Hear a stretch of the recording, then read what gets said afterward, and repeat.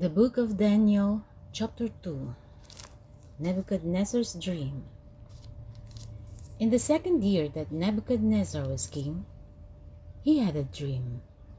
It worried him so much that he couldn't sleep. So he sent for his fortune tellers, magicians, sorcerers, and wizards to come and explain the dream to him. When they came and stood before the king, he said to them, "I'm worried about a dream I've had. I want to know what it means."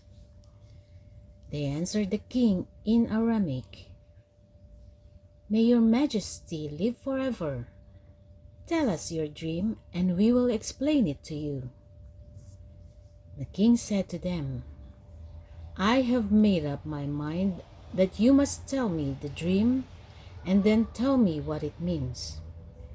If you can't, I'll have you torn limb from limb and make your houses a pile of ruins.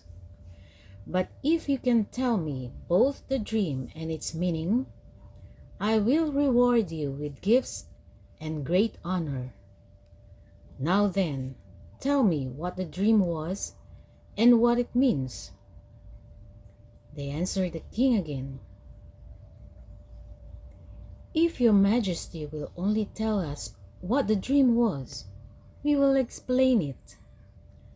At that, the king exclaimed, "Just as I thought, you are trying to gain time, because you see that I have made up my mind to give all of you the same punishment if you don't tell me the dream.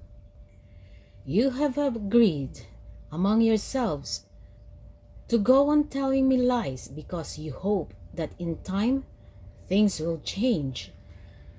Tell me what the dream was, and then I will know that you can also tell me what it means." The advisors replied, "There is no one on the face of the earth who can tell your majesty what you want to know. No king, not even the greatest and most powerful, has ever made such a demand of his fortune tellers, magicians, and wizards. What your majesty is asking for is so difficult that no one can do it for you except the gods, and they do not live among human beings." At that, the king flew into a rage and ordered the execution of all the royal advisors in Babylon. So the order was issued for all of them to be killed, including Daniel and his friends. God shows Daniel what the dream means. Then Daniel went to Arioch, commander of the king's bodyguard, who had been ordered to carry out the execution. Choosing his words carefully, he asked Arioch why the king had issued such a harsh order. So Arioch told Daniel what had happened. Daniel went at once and obtained royal permission for more time, so that he could tell the king what the dream meant. Then Daniel went home and told his friends Hananiah, Mishael, and Azariah what had happened.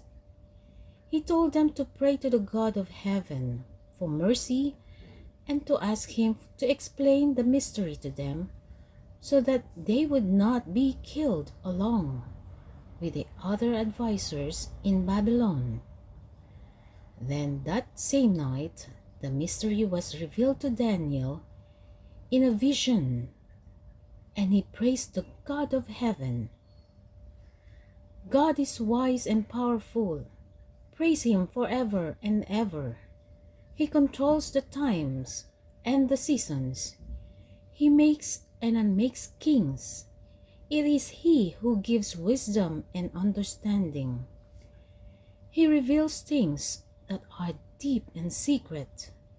He knows what is hidden in darkness, and he himself is surrounded by light. I praise you and honor you, God of my ancestors. You have given me wisdom and strength. You have answered my prayer and shown us what to tell the king. Daniel tells the king the dream and explains it. So Daniel went to Arioch, whom the king had commanded to execute the royal advisors. He said to him, "Don't put them to death. Take me to the king, and I will tell him what his dream means." At once, Arioch took Daniel into King Nebuchadnezzar's presence and told the king, "I have found one of the Jewish exiles who can tell your majesty the meaning of your dream." The king said to Daniel, who was also called Belteshazzar, "Can you tell me what I dreamed and what it means?" Daniel replied, "Your majesty, there is no wizard, magician, fortune teller, or astrologer who can tell you that.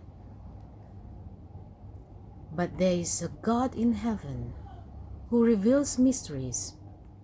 He has informed your majesty what will happen in the future. Now I will tell you the dream, the vision you had while you were asleep. While your majesty was sleeping, you dreamt about the future, and God, who reveals mysteries, showed you what is going to happen. Now, this mystery was revealed to me, not because I am wiser than anyone else, but so that your majesty may learn the meaning of your dream and understand the thoughts that have come to you. Your majesty, in your vision, you saw standing before you a giant statue, bright and shining and terrifying to look at. Its head was made of the finest gold. Its chest and arms were made of silver. Its waist and hips of bronze. Its legs of iron, and its feet partly of iron and partly of clay. While you were looking at it, a great stone broke loose from a cliff without anyone touching it, struck the iron and clay feet of the statue and shattered them. At once, the iron, clay, bronze, silver, and gold crumbled and became like the dust on the threshing place in summer. The wind carried it all away, leaving not a trace, but the stone grew to be a mountain that covered the whole earth. This was the dream. Now I will tell your majesty what it means. Your majesty, you are the greatest of all kings. The God of heaven has made you emperor and given you power, might, and honor. He has made you ruler of all the inhabited earth and ruler of all the animals and birds. You are the head of gold. After you, there will be another empire, not as great as yours. And after that, a third, an empire of bronze, which will rule the whole earth. And then there will be a fourth empire, as strong as iron, which shatters and breaks everything. And just as iron shatters everything, it will shatter and crush all the earlier empires. You also saw that the feet and the toes were partly clay and partly iron. This means that it will be a divided empire. It will have something of the strength of iron, because there was iron mixed with the clay. The toes, partly iron and partly clay, mean that part of the empire will be strong and part of it weak. You also saw that the iron was mixed with the clay. This means that the rulers of that empire will try to unite their families by intermarriage, but they will not be able to, any more than iron can mix with clay. At the time of those rulers, the God of heaven will establish a kingdom that will never end. It will never be conquered, but will completely destroy all those empires and then last forever. You saw how a stone broke loose from a cliff without anyone touching it, and how it struck the statue made of iron, bronze, clay, silver, and gold. The great God is telling your majesty what will happen in the future.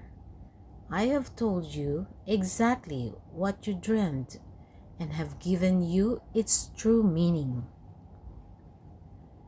The king rewards Daniel.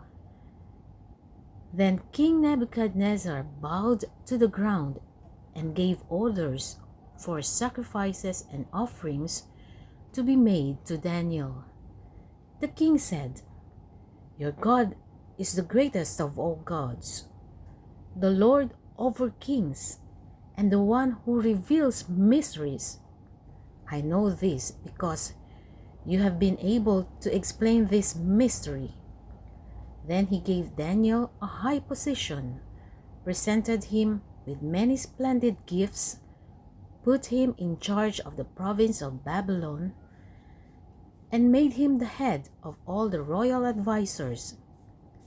At Daniel's request, the king put Shadrach, Meshach, and Abednego in charge of the affairs of the province of Babylon.